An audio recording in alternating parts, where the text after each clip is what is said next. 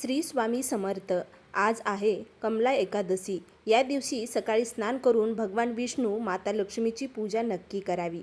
तुपाचा दिवा लावावा आणि ओम नमो भगवते वासुदेवाय हा मंत्र एक माळ जप नक्की या मंत्राची करावी आणि श्री स्वामी समर्थ या पवित्र मंत्राचा जप नक्की करावा.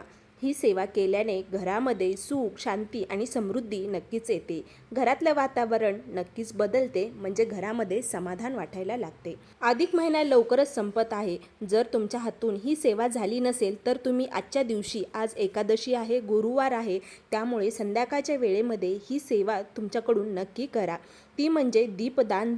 आपल्या सर्वांना तर माहितीच आहे की अधिक महिन्यामध्ये दान करण्याला खरंच खूप महत्त्व मानले जाते. या महिन्यात बऱ्याचशा सेवा, दान, उपाय, सेवा केल्या जातात आणि त्या सेवेचं फळ आपल्याला मिळत राहते.